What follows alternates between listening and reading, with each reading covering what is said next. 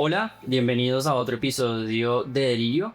Hoy estamos, como siempre, con Sandra Reyes Hola, Juan. Hola, Alejandro. Hola Sandra. y con nuestro invitado de hoy, Alejandro Rubio, que es profesor de español, un profesor destacado, además, ya ha sido nominado al premio Compartir al Maestro por la investigación, por su investigación como profesor, la fomentación, digamos, de la investigación. Y hemos querido invitarlo hoy, agradeciendo además que haya aceptado venir para hablar de todo y de nada, como siempre, pero en particular del tema que nos convoca ahorita en estas semanas, que es el tiempo. Queremos, bueno, conversar alrededor del tiempo en la literatura, en la docencia, también se me ocurre, y en general como en la perspectiva que tenga usted en su vida. Muchas gracias Juan, gracias Sandra por esta invitación tan bonita y vamos a hablar de lo que podamos discutir hoy, lo que el tiempo nos permita técnicamente.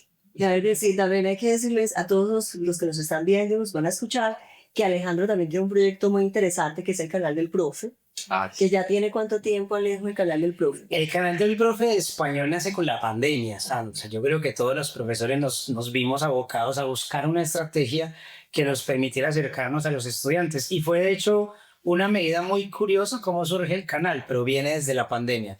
Desde la pandemia y más o menos alimentado durante 3 años posteriores a la pandemia. Luego ya el ejercicio de comunicarse con el otro como que se regula un poquito más y dejo quieto el asunto, lo utilizo para videos más extensos y hace poco acabo de retomar, nunca había querido tener TikTok, me parecía como que es una jungla, como que uno entra y tiene mucha información, exacto. Entonces, pero ahí me metí a TikTok y a subir videos en Instagram, entonces ahí vamos renaciendo. Renaciendo, sí. Yo soy seguidora del canal del profe, me agradece muchísimo por los aportes que se tiene precisamente con contenidos que son dirigidos en diferentes líneas, ¿cierto, Alejo? Porque además se tratan temas de literatura, pero también consideraciones sobre el uso correcto de algunas expresiones en español, todo lo que tiene que ver con la formación en últimas del pensamiento de los estudiantes y también el pensamiento crítico. Así es.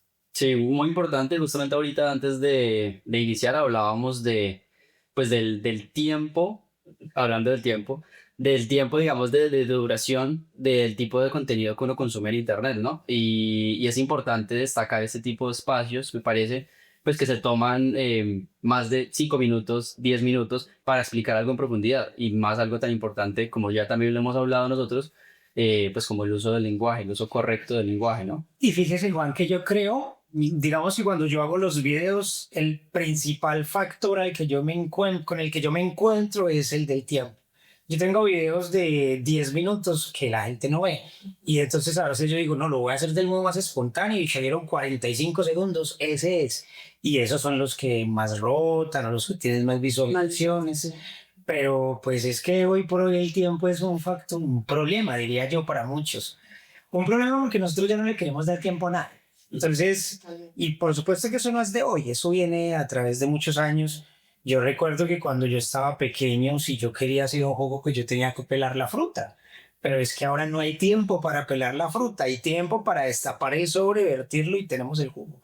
Entonces yo creo que venimos en una situación tan vertiginosa desde hace tantos años que ya no queremos que el tiempo se use en otras cosas que no sean en la productividad. Y a mí me parece muy complejo. Perdóname me extiende desde ella, pero esto acabo de pensar en algo. Fíjese, por ejemplo, que casi de modo automático nosotros ya tenemos nuestros audios en WhatsApp avanzados por 2 o por 1.5 porque ni siquiera para brindarle el tiempo al otro, o sea, ni siquiera para escucharlo. Yo lo voy a escuchar, pero lo voy a escuchar de afán.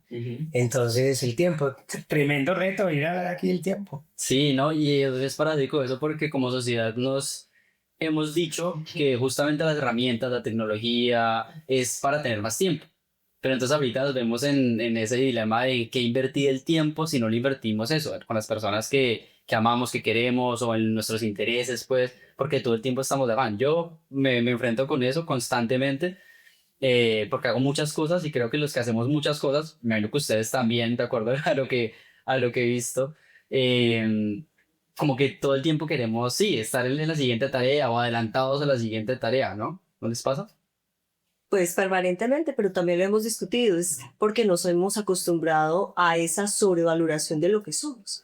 nos autoexplotamos en función de cumplir con diferentes metas o lo que el otro asume debe ser la meta de vida.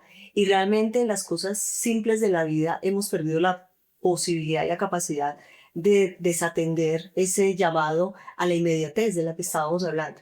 Cuando Alejo menciona lo del mensaje de audio en WhatsApp, yo pienso también en lo mismo.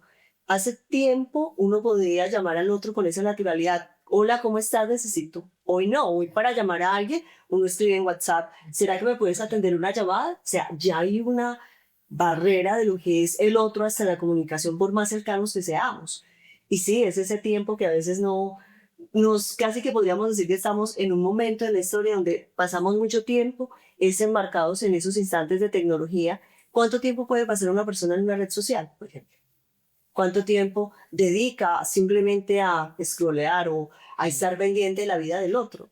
Y el tiempo propio, el de la familia, que es el más valioso, es el que queda relegado. Y lo habíamos mencionado en el último episodio, los tiempos de los griegos, por ejemplo, hoy vivimos en un afán de cronos permanente, No de kairos. no de kairos. Entonces sí es muy complicado porque pues perdemos las oportunidades valiosas de estar con nosotros. Y se nos va la posibilidad de reflexionar, o sea, ya para contemplar hay que tomar tiempo y ya no estamos en un estado contemplativo.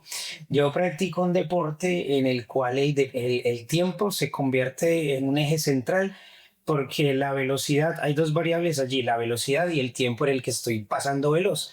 Entonces ahí, por ejemplo, yo creo que es el único momento del mes en el que yo sé que tengo conciencia plena y son 40, 50 segundos en los que sucede que estoy específicamente concentrado en la actividad dentro de ese tiempo. De resto estamos dispersos, todo el tiempo dispersos y sin espacio para la contemplación. Es que sentarse a escuchar el río amerita de unos minutos en los que solo estemos el río y yo. Y pues ese tiempo ya no hay, uno sale de una actividad y entra otra y entra otra.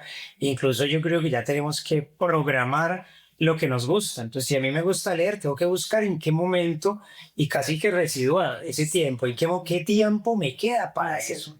Sí, completamente. Y todo organizado en el... También soy víctima de eso, del calendario, el calendario virtual que uno tiene agendado hasta la hora de la lectura. Aprovechando que estábamos con dos profesores, me gustaría saber ustedes qué opinan o qué piensan que ocurre, digamos, con el pensamiento y con la formación, sobre todo del pensamiento, cuando el pensamiento o el cerebro, digamos, está ahorita tan, como tan modificado por los estímulos, y los estímulos de corta duración, ¿no? Que es justamente pues lo que son los videos de TikTok, y por eso los de 40 segundos son más exitosos porque la gente pues sí los consume completos, ya de un minuto o más pues se aburren y lo pasan. Entonces, ¿qué ocurre con la formación del pensamiento en ese contexto? Yo vi una clase en la universidad y allí me gusta poner de ejemplo algo que sucedía en mi infancia. Y es que cuando nosotros veíamos televisión, pues primero no teníamos toda la oferta televisiva que hay ahora de 300 canales, todo el tiempo ediciones simultáneas de, no sé, de eventos en los que yo lo puedo cazar por muchos canales. Teníamos un canal, Inravisión, RTI y ya. Entonces, en ese momento nosotros podíamos ver un programa que se llamaba Plaza Sésamo. Sí. En Plaza Sésamo yo recuerdo que yo podía sentarme y tener 12 minutos de mi atención en la pantalla. Ahora ni loco vamos a ver una telenovela en donde haya una franja completa de 12 minutos sin que sin que se dé un corte de comerciales.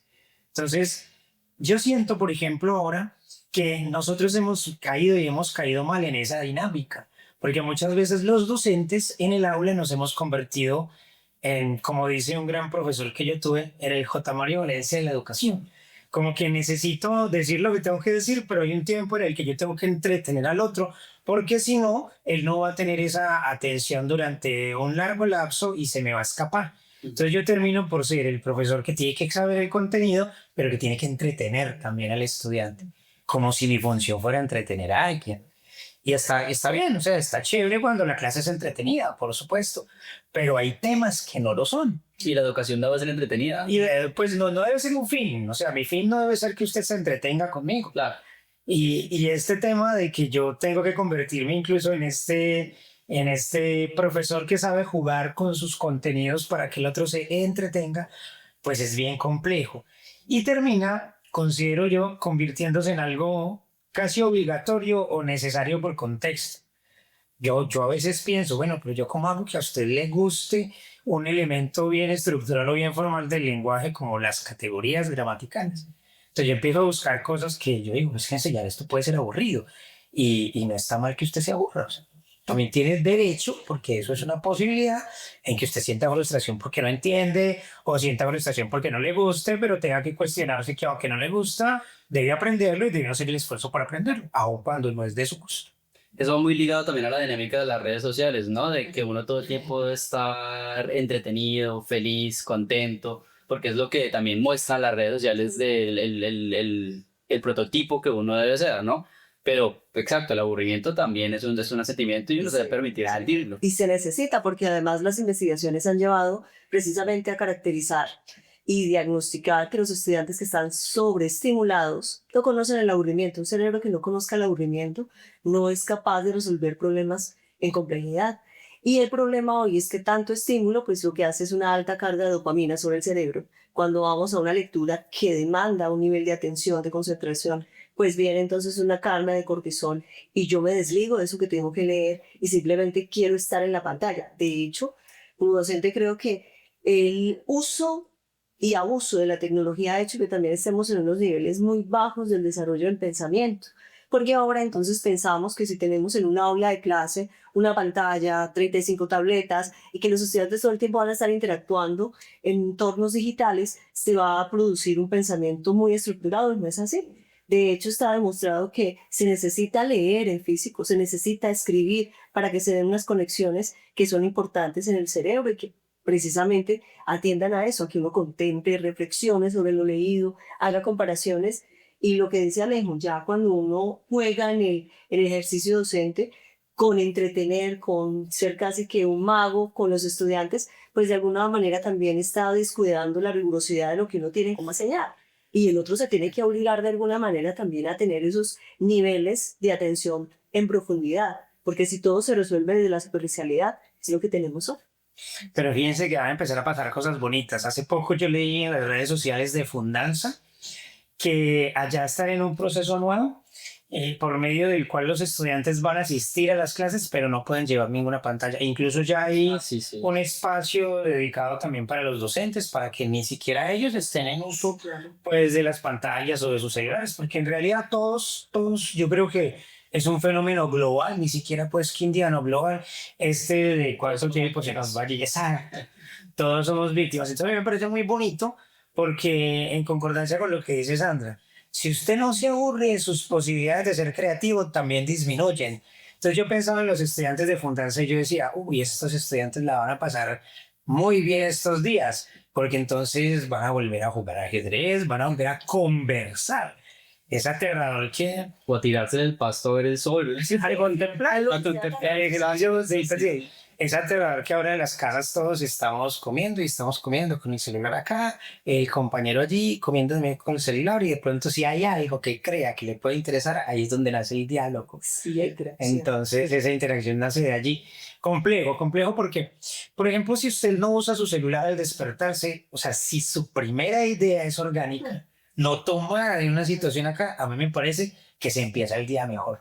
Sí. Pero si de repente usted va a ver eso y lo primero que hace es ver una red y ya dice que es que un gobierno está bombardeando a otro, pues usted ya el cortisol lo va arriba y no se ha terminado de despertar.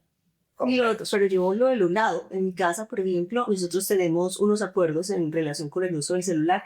En el almuerzo todos estamos, nunca se utiliza y siempre estamos conversando, estamos riéndonos, no se imagina. Y por ejemplo, en el caso particular, yo sobre las 7:30 me desconecto.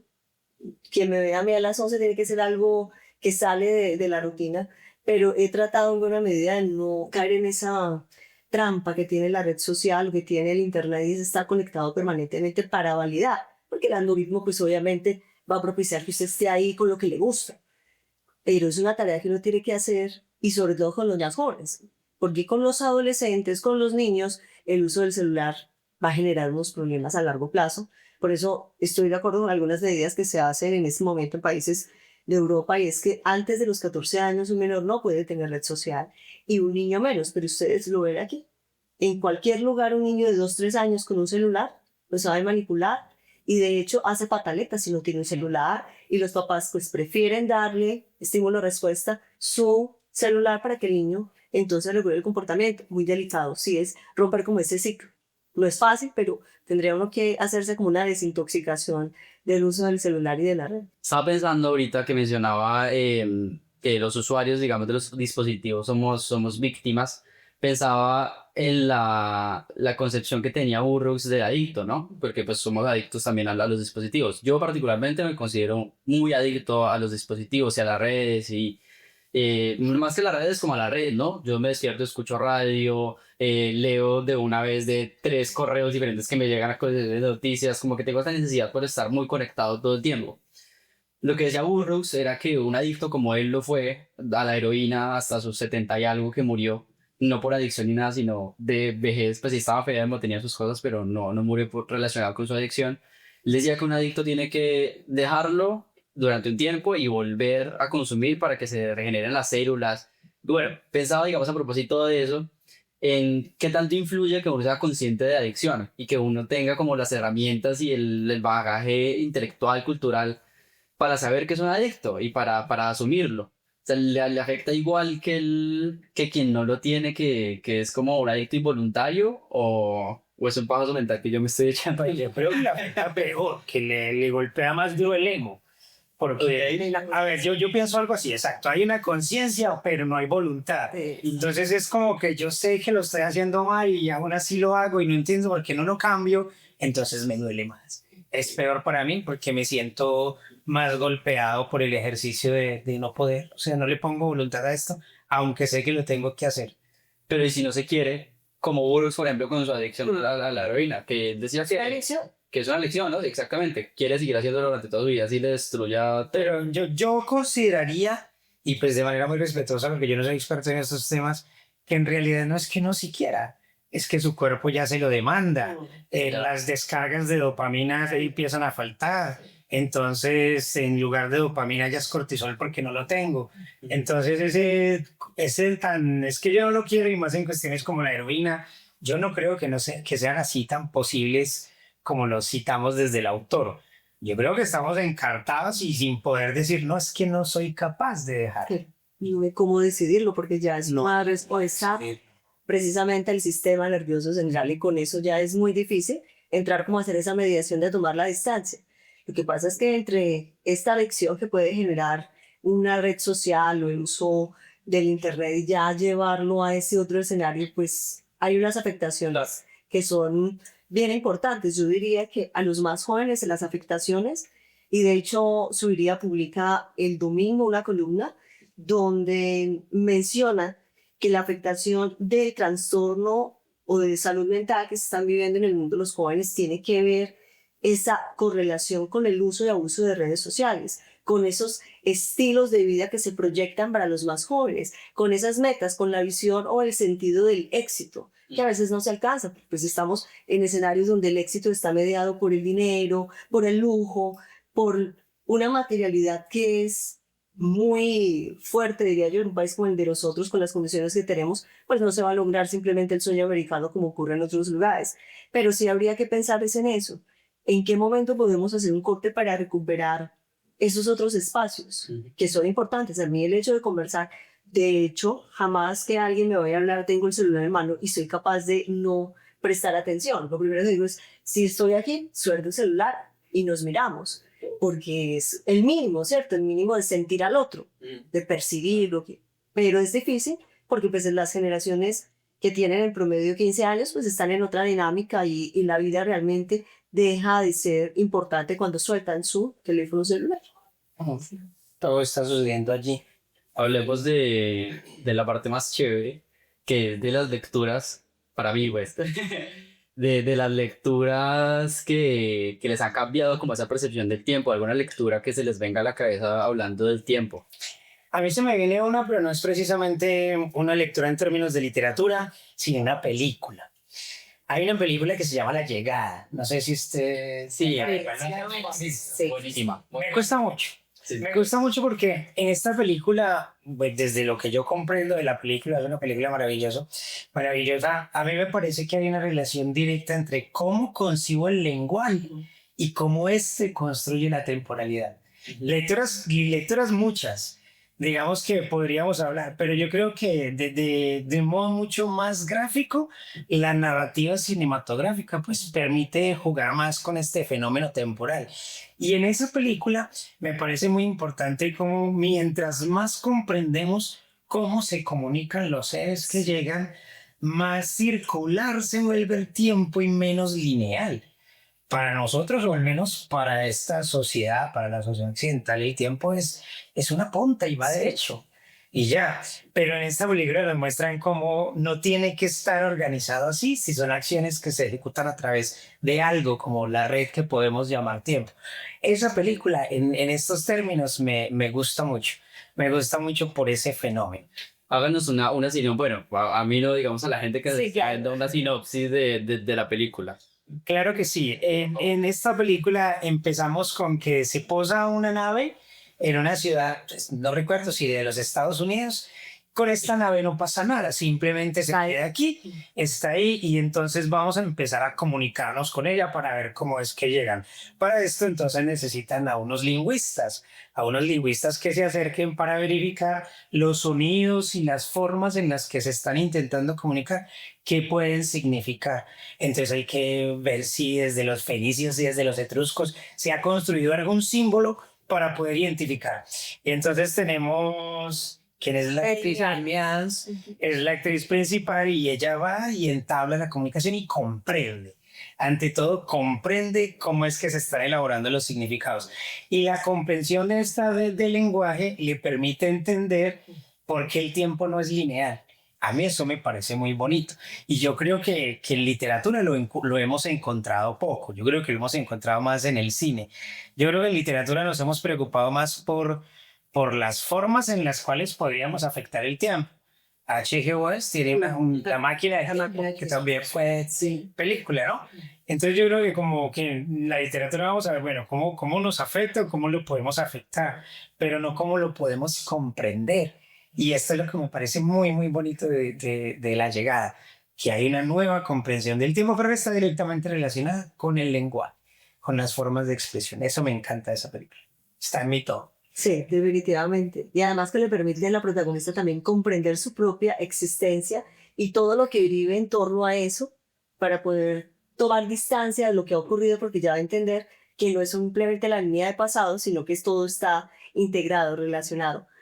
A mí, más allá del cine, sí hay una obra que me marcó mucho cuando era joven, en La montaña mágica de Thomas Mann, porque además de ser una obra que es extensa, pero el tiempo ahí en ese sanatorio, tratando de comprender además el protagonista, de comprender cómo ocurre ese fenómeno de la enfermedad mental en esa mitad de siglo, que pues no es como hoy lo entendemos, y qué pasa cuando hay de ese observador que además asume que tiene la capacidad de estar totalmente sano, que son los otros los que están enfermos, termina reconociendo que realmente él también pasa por eso, pero en una línea de tiempo muy extensa, porque él se va 7 años, luego regresa y ya por decisión propia vuelve a estar allá.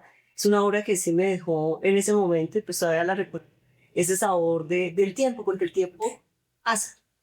Yo decía, hoy, por ejemplo, yo estoy cumpliendo 20 años de haber sido nombrada en el magisterio. 20 años. Felicitaciones. Muchas gracias. Y 20 años que han pasado muy rápido, pues yo no me había graduado. ¿Sientes que han pasado 20 años? Sí, no me había graduado y ya estaba esperando iniciar. Y ahora les decía en el almuerzo en mi casa, como les digo, siempre estamos conversando, que en esos 20 años es como la típica frase de la novela mexicana de hace 20 años. Sí, uno mira, son 20 años y el tiempo pareciera que se ha ido escapando y realmente solo es ir atrás y saber que ya no se tiene en la misma medida, tal vez por eso la valoración del tiempo ahora es tan diferente, porque cuando estaba muy joven, pues uno dice, pues tiempo es lo que tengo, pero ahora no es que sea una postura de ser un poco tristes o melancólicos con el tiempo, pero sí de aprovecharlo porque definitivamente se asume desde otra posición. No, y se percibe diferente. Uno de niño, de un diciembre al otro, había una cantidad de meses. Ahora ya se va a aparecer, dale. Sí. Ya vamos en marzo. Ya vamos en marzo. Además que hay un fenómeno bien particular y es, pues, ¿qué es el tiempo? Sí. A mí me costó mucho y seguramente lo que voy a decir acá es una imprecisión conceptual desde la física, pero yo siempre me preguntaba cosas como, ¿qué hizo que el segundo fuera la medida? Ujú. ¿Por qué medimos el tiempo con este esquema numérico y específicamente cuánto es un segundo? El día que yo entendí por qué y cómo se medía un segundo, a mí me pareció ciencia ficción. Yo tengo un amigo que él trabaja, es un físico, trabaja en el Centro de Metronomía de la Universidad Autónoma de México. Entonces él me explicaba que un segundo es un número de oscilaciones específico de un átomo sencillo como el del cesio. Entonces, dependiendo de qué cantidad de veces se mueva el átomo del cesio, pues a eso lo tomamos un segundo. A mí eso me parece una locura. A mí eso me parece una locura porque eso se puede, o sea, es difícil de razonar. Y cuando nosotros ya, sin yo, pues yo estudié literatura, a mí comprender conceptos de la física me cuesta un montón, pero poder comprender que en realidad esto que puede pasar aquí en 20 minutos en los que nos vamos a divertir mucho, puede parecer una hora si no nos estamos divirtiendo. Por ejemplo, me parece muy particular. Y hoy por hoy el tiempo es una medida que no alcanza, o sea, a usted ya no le alcanza la cantidad de sitios. Es como si tuviéramos no sé, un estuche ahí queremos meter todo y de repente se acaba y ya no cabe nada más porque se fue el día y hay que volver a empezar el otro día y va a pasar lo mismo. Entonces, no más comprender el fenómeno de la existencia del tiempo ya es un lío. Sí, así es. Yo en el episodio pasado ya hablaba de Borges, que igual yo creo que es el primero que uno dice el tiempo, bueno, a mí por lo menos fue el primero que se me ocurrió. Pero tengo otra referencia más pop, y que también es una película. Justo recordaba que la utilizaba un profesor que yo sigo mucho en YouTube, justamente, que se llama Darío Sanriver, un argentino. Y en una clase sobre el tiempo hablaba sobre la película Click. Y me parece que en Click, de una forma también muy entretenida, se ilustra en gran medida todo lo que estamos hablando, ¿no? Y también como decidiendo saltarse, digamos, esas etapas que son aburridas en la vida, estresantes, las peleas con la esposa. Si uno se saltara todo eso que en un momento consigo como estresante o como aburrido, termina como termina el personaje, al final, pues viejo, obeso, sin familia, solo, porque la vida se trata justamente de vivirse sobre todo, de sí, sin experiencias, que es lo peor, ¿no? Uno terminar la vida y sentir que no vivió nada, que no aprendió nada, ¿no? Que no vio prácticamente nada. Ahora que Sandra hablaba de los 20 años, yo pensaba en que en esos 20 años han pasado cualquier cantidad de situaciones que pueden haber llevado a Sandra de la risa al llanto y del llanto a la risa otra vez. Y el tiempo y la relación con la memoria es impresionante, porque yo sé que han pasado muchos años, pero no puedo recordar todas pues no hay funes para recordar todas mis experiencias. Y eso es muy abarcador en cuanto a lo que se considera el tiempo, porque yo ya sé que pasó algo, pero no puedo ni siquiera recordar los detalles a través del tiempo. El tiempo me afecta, me envejece además. Claro, totalmente.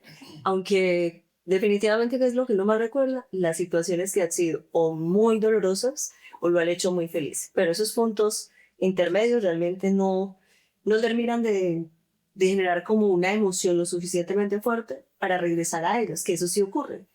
Cuando uno mira atrás, y yo puedo recordar, es más, tengo esa posibilidad de recordar hasta a veces la escena, pero de momentos que han sido, vuelvo a reiterar, muy poderosos en la felicidad o con el dolor, porque eso no se supera fácilmente. Pero sí, y la memoria también empieza como a fragmentarse, Ahora, ¿cierto? sí. Es complejo. ¿Cuántas veces no será una memoria que nos engaña? ¿Cuántas veces no tendremos un recuerdo equívoco? Ay, esto no fue así. Yo lo Totalmente. Yo, por ejemplo, me he inventado recuerdos. Yo desconfío mucho de mi memoria. Igual tengo una muy mala memoria. Con Santa nos ha pasado. Yo suelo olvidar muchas cosas, pero hay otras que recuerdo muy bien. Digamos, hay libros que uno lee, un libro de algún autor que nunca había conocido, que nunca volvió a leer, y se acuerda de una página completa de memoria. Pero de cosas que estudió durante más tiempo no se acuerda. Yo tengo un recuerdo, por lo menos de pequeño, que no lo voy a montar todo porque a la gente tampoco le interesa, pero me lo inventé de inicio a fin. todo lo recuerdo. Una vez le conté a mi papá, le dije, mira, yo me acuerdo una vez que pasó esto y esto y esto. Me dijo, no, eso nunca pasó. ¿Cómo así? Y me he dado cuenta que tengo varios. Entonces, eso me parece muy, muy Una curioso. reconstrucción ficticia de la propia vida, es muy Sí. interesante. Que igual también como uno ve la vida de uno, es una reconstrucción ficticia en marcha, ¿no? Mira, uno ve todo con otra percepción, con unos lentes ahí que cambian Sí, lo que unos realmente es la realidad. Sí, sí. Ajá. Si el tiempo fuera un género literario en sus vidas, ¿qué género literario sería? Sí, man. Empezamos, pero listo. Si el tiempo fuera una escuela artística, una forma de tendencia, pero sería esta vaina. Doy, yo creo que mi vida tendría que ser algo muy cercano al existencialismo. Porque aunque yo no me he acercado mucho a la filosofía y tampoco al existencialismo, yo creo que lo que yo extraño de mi propia vida es la posibilidad de contemplar, la posibilidad de saber que hoy puedo estar no en el ritmo en que me pide el mercado y que me pide la vida actual, sino a otro ritmo, que si yo quisiera manejar hoy despacio, pudiera hacerlo sin tener encima todo el mundo pitándome. Entonces yo creo que sería algo muy cercano a un movimiento como el existencialismo desde la literatura y la filosofía, pero por esa necesidad de contemplación, pero necesariamente por eso, por la necesidad de contemplación. Bueno, desde el arte yo pensaría que sería en mi vida el surrealismo, porque realmente la forma que tiene lo que para la gran mayoría podría ser esa linealidad, en mi caso no, porque siempre está permeado por otras situaciones. Y los recuerdos que he ido construyendo con mi familia, con las personas que más amo, nos ha permitido que eso se mantenga, pero lo que ustedes han mencionado, a veces no atiende a lo que realmente ocurrió, sino que lo hemos pintado poco a poco de matices, de recuerdos de cada uno, de una memoria que obviamente comete errores, pero que tiene un común y que a veces nos hace reírnos de situaciones que antes podrían ser un poco difíciles, mirar todo lo que se ha construido, todo lo que se alcanza, las personas que ya no están, las personas que ya o dentro de poco no van a estar, porque ahí está la otra situación. Estamos en este momento, pero no sabemos mañana, y vuelvo a reitero, no es una actitud que sea negativa ante la vida, pero es un matiz que tiene, que entonces se va como en el tiempo de, porque a mí me encanta mucho el arte de Dalí. Sí. O sea, Ah, sí, claro, que se Con la repite. la resistencia de la existencia de la memoria que se va así. Entonces sería el programa. Sí, sí, sí. Incluso el arte se preocupa, yo creo que la forma más fácil que tuvo algún movimiento artístico por mostrar el arte fue el futurismo, que se acercaba a mostrar la velocidad del movimiento. Yo creo que allí justamente estaba marcando como es que podemos hacer en varios tiempos, de varios modos. Pero si está viendo esa pregunta, ¿vale? Sí, no, es que Yo me acuerdo una vez que estaba pequeño, me levanté muy temprano, mucho antes que mi mamá. Era un fin de semana, es que la mamá quiere dormir hasta tarde y uno chiquito se levanta a ver qué va a hacer. Me acuerdo que vi un libro que estaba en la biblioteca de ella o en alguna otra biblioteca, que era de Wells, de H.G. Wells. Era como Crónicas Marcianas, algo así, pero era ilustrado. Yo comencé a verlo y yo pensé que eso era real. Yo estaba muy pequeño, pues yo podía ver imágenes, no sabía leer todavía, pero pues interpretaba imágenes, ¿no? Y yo pensé que era real, yo pensé que realmente había, pues uno podía ir a Marte y que habían estos animales y estas estructuras y sí. Entonces quería que habláramos justamente sobre eso, como sobre la forma en la que la literatura le permite a uno ver otros mundos, percibir otros mundos, otras formas de ser. Como decía, por ejemplo, también, para ya dejarlos con la pregunta, uno de los grandes maestros de Leila Guerriero que decía que viajar era para las personas que tenían estrechez mental, pues que necesitaban ver otros lugares para tener imaginación, ¿no? Entonces pensaban eso. ¿A ustedes qué libros, porque quiero hablar más de libros, porque a mí me gusta igual dejar a la gente cosas para construirlos, para que vean, ¿no? Entonces, ¿qué libros, y si se puede, digamos, desde lo nacional o latinoamericano, les han a ustedes cambiado esa percepción? Ya no del tiempo necesariamente, sino de ver, concebir un mundo diferente, de ver una realidad completamente distinta como a lo que han sido hasta el momento.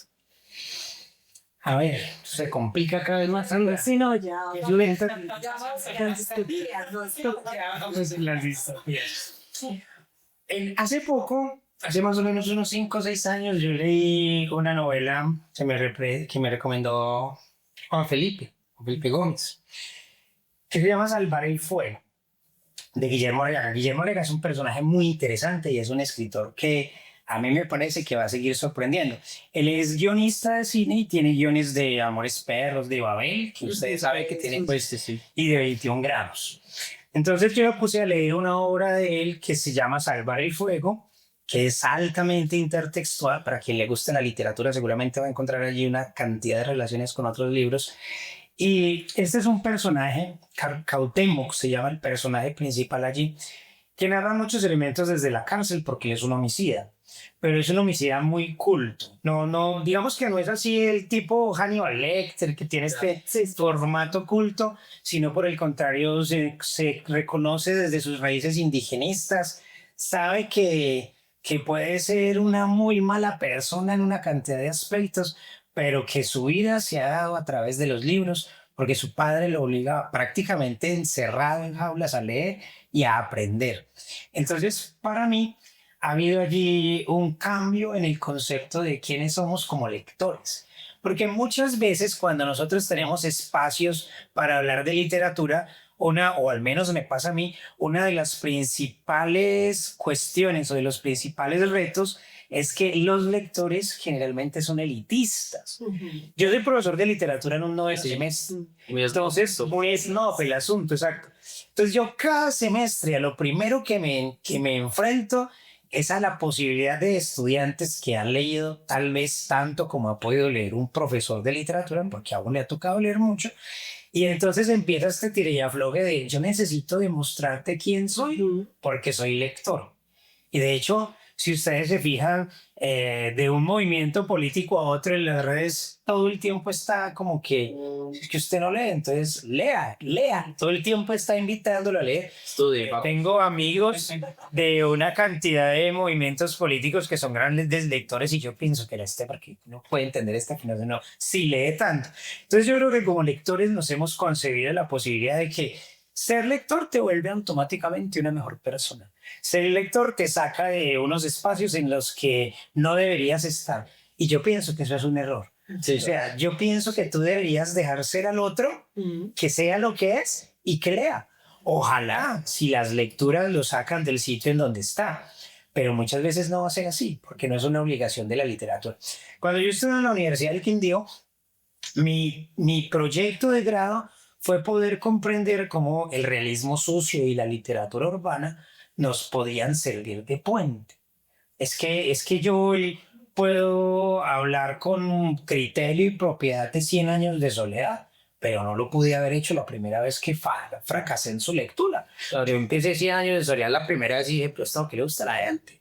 Luego yo dije, no, venga, es que ya he leído, ya he construido un concepto del realismo mágico a través de García Márquez, comprendo su cosmogonía, leo 100 años de soledad y digo, esto es una cosa impresionante, esto no tiene nombre, esto es una cosa magnífica, no hay otra forma de llamarla.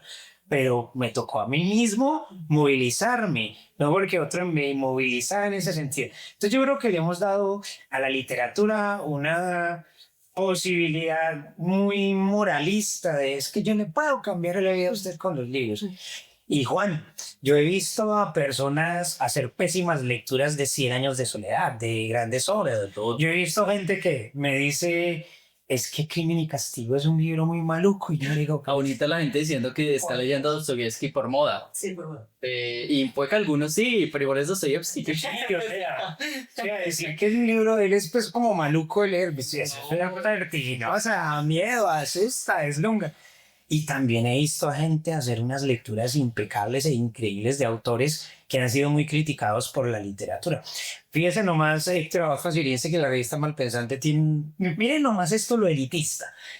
¿Por qué es tan malo leer a Coelho? Se llama así el artículo que tiene él publicado en la revista Malpensante. Héctor Abad no es tan bueno tampoco. Pues yo me lo A mí Héctor Abad me parece que tiene un libro bueno La oculta es... y de resto no. Y bueno, tengo muchas distancias con él. Está hablando de eso que habíamos visto. Pero, por ejemplo, pensar que si yo pongo al otro a leer, entonces le voy a cambiar la vida, es una posibilidad que tengo yo, ¿no? Que tiene que recibir el otro.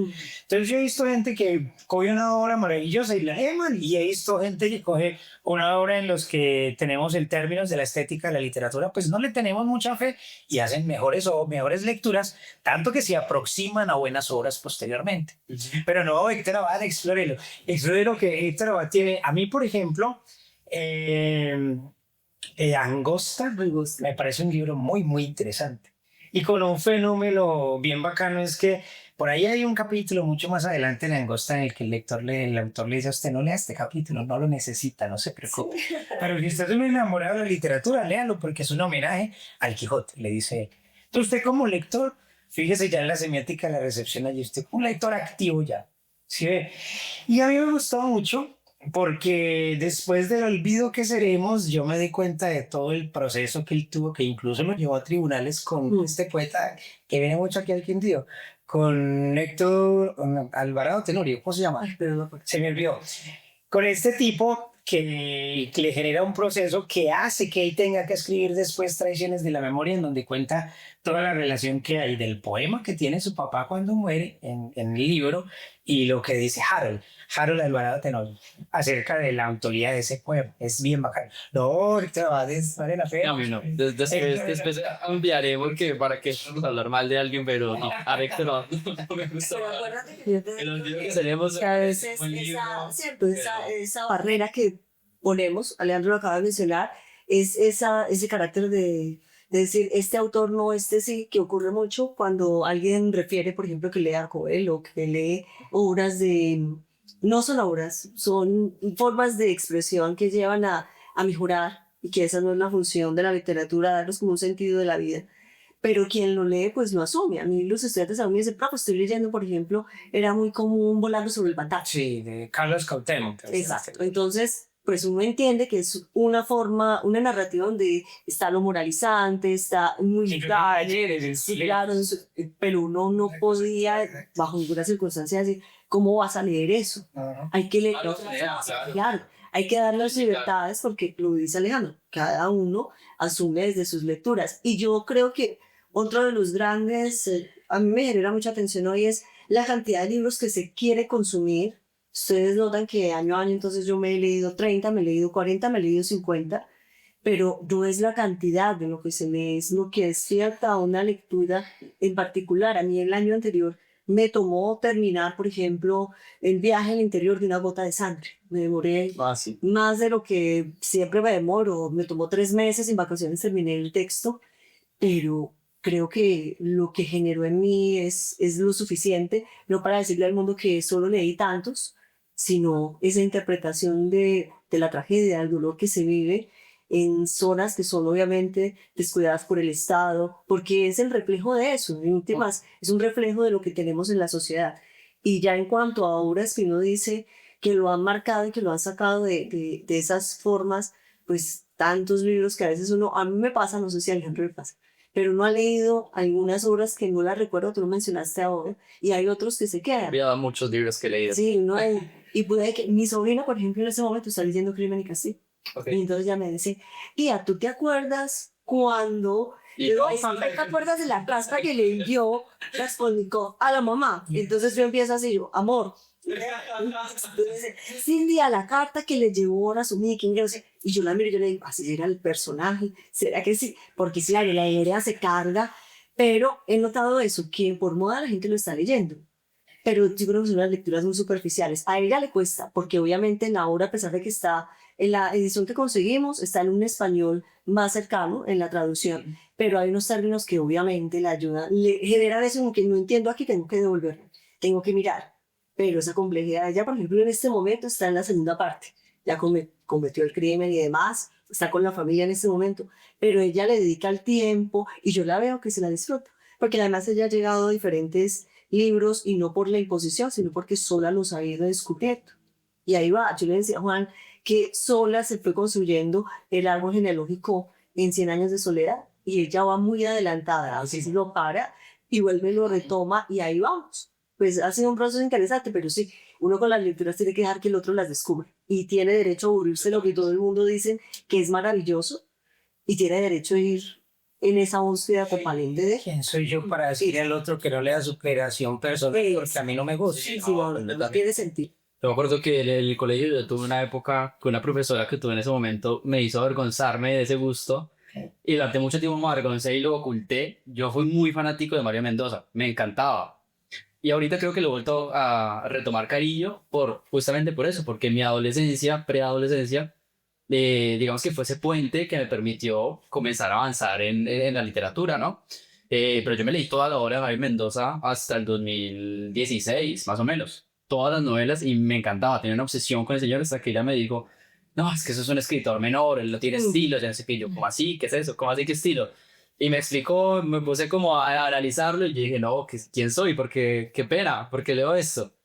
Y después, cuando pues, crecí, lo mismo lo que ustedes dicen. O sea, uno no tiene por qué avergonzarse de leer absolutamente nada. No, si yo le contara con las cosas que yo leí en mi adolescencia. En mi adolescencia yo me suscribí a una revista que se llama Año Cero. Y era de ovnis y fantasmas y todo eso. Y eran noches enteras y con credulidad. O sea, Ay, no, esto está pasando.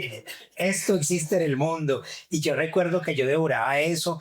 Y hoy, lo que pasa es que antes me daba pena de contar esas lecturas vergonzantes. Así como cuando uno tiene una canción de reggaetón que lo hace mover a uno y uno dice, no.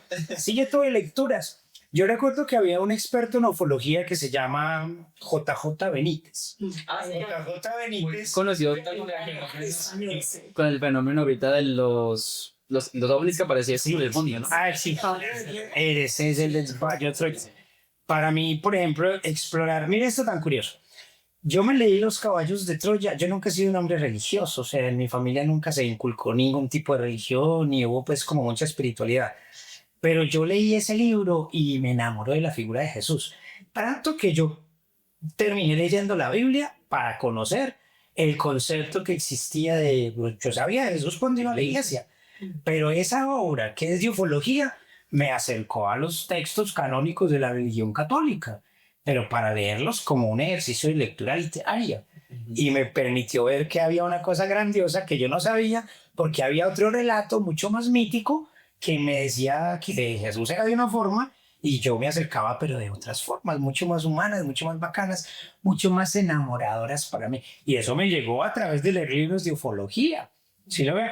O yo también, claro, yo leí Juventud en Éxtasis 1, Juventud en Éxtasis 2, Volar sobre el Marano, La Fuerza de Chesido, Un Grito de Desespero, todavía recuerdo los títulos. Y yo llegaba por las tardes a mi casa con desespero a leer, ¿sí ve? Y esas cosas me formaron. Yo no soy muy amante de la obra de Mario Mendoza y la uso. Porque yo siento que Mario Mendoza a los profesores nos permite para captar lectores. Y eso sí se lo tengo que, pues, agradecer al autor. Pero yo cuando me leo una obra de García Márquez de Mendoza, pues vuelvo y leo lo que no funciona. Ya que es tanto.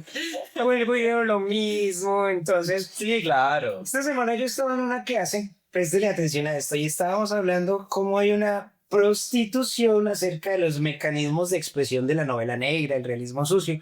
Entonces yo les explicaba a mí, ¿de qué se trata Satanás? Hablábamos de Satanás. Entonces, quienes ya le leído, profe, es la historia de Campo Elías Delgado y de cómo mata a las personas en Poseto, a su mamá y a las personas del edificio. Nuestro primer speaker, esa es la historia de Satanás. Capítulo 1 de Satanás, María. Entonces a María la identifican como una mujer bonita, luego la comprometen en delitos y luego la violan de un modo muy gráfico.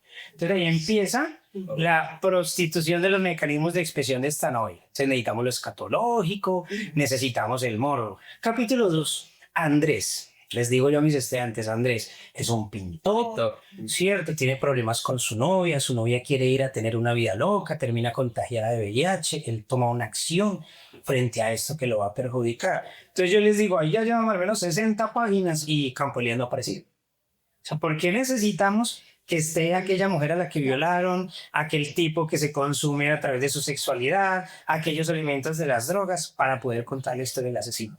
Entonces a mí me cuesta mucho esa forma y ese mecanismo de expresión que empieza a ser repetitivo. Lo voy a encontrar en Lady Massac. Es una fórmula.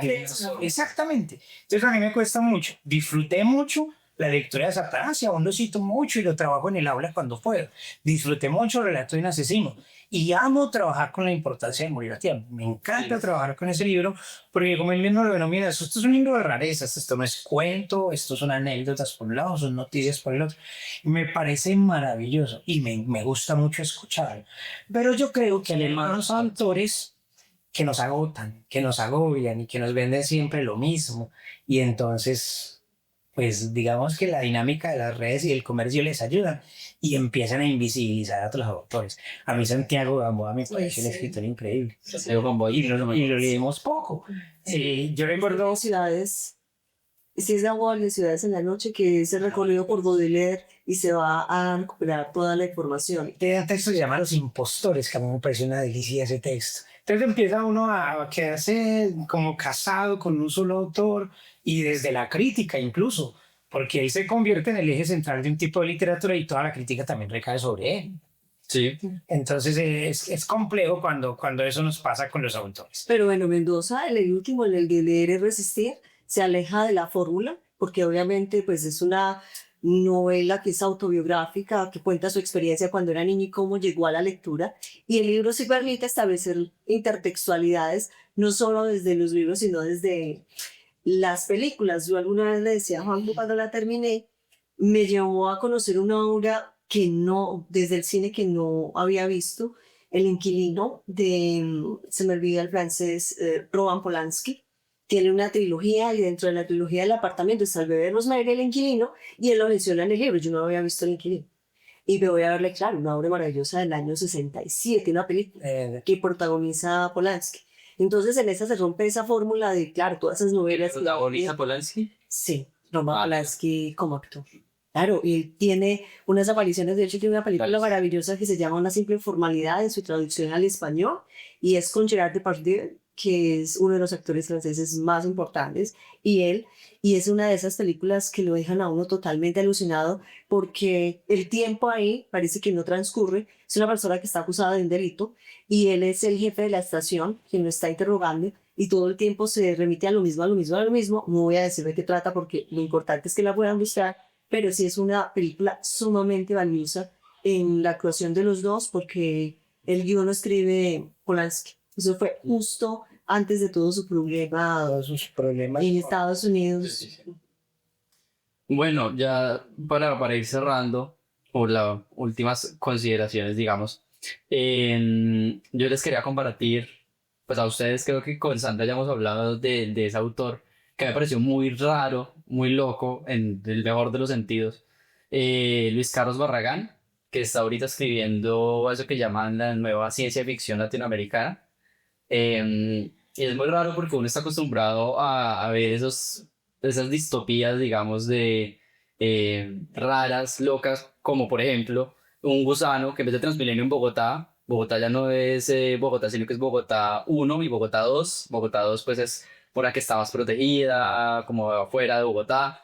Y en Bogotá 2 ya no hay Transmilenio, sino que es un gusano gigante que uno se agarra, como en Transmilenio, o sea, también una crítica social muy graciosa. Implantes, digamos, desde, o cambios de cara, porque hay habilidades entre gusanos y humanos. Es un autor muy extraño, pero muy bueno y escribe muy bien. Yo estuve leyendo Parásitos Perfectos de él y me pareció muy interesante la propuesta, sobre todo porque es un género no muy explorado por nosotros de esa forma y también hecho.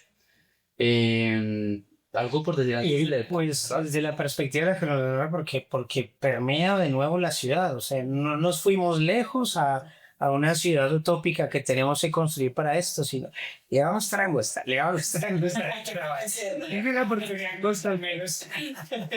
En Angosta sucede esto, y un país también tripartita que está distribuido y para pasar de una zona a la otra pues hay que tener permisos. Es bien interesante. Yo creo que ahí hay algo del autor que usted narra, al menos en principio, pues, para que le echen a explorar.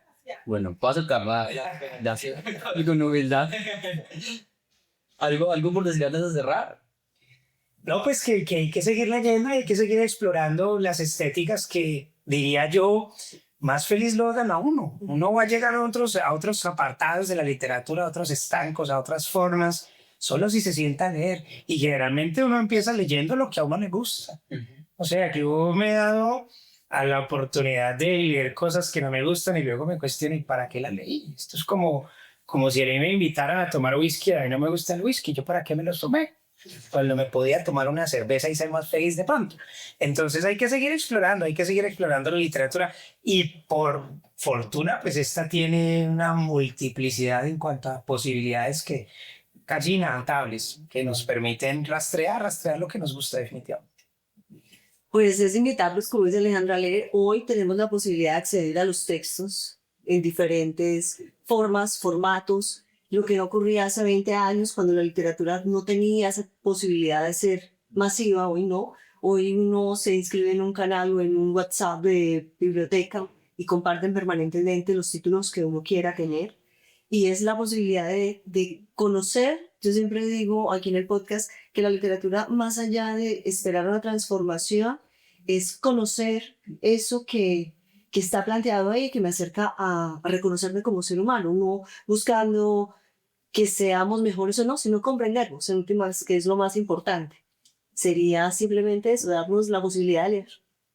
De acuerdo, sí, de acuerdo. Y como decía Borges, yo me tomé muy a porque Borges, ya he hablado varias veces de Borges, entenderán que para mí pues es un referente, yo creo que para cualquier lector sí, claro.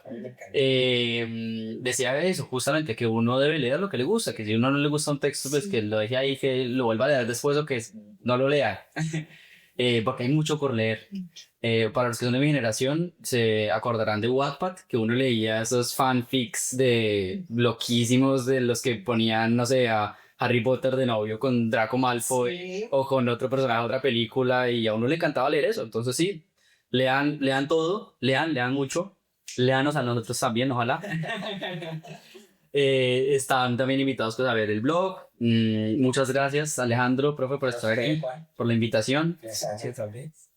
A ustedes, gracias por vernos, como siempre. Los invitamos a pues, ver si no han visto el resto de contenido en el canal, en el Instagram y en toda la otra cantidad de redes sociales que tenemos. Y nada, atrévanse a pensar qué sería del mundo sin delirio.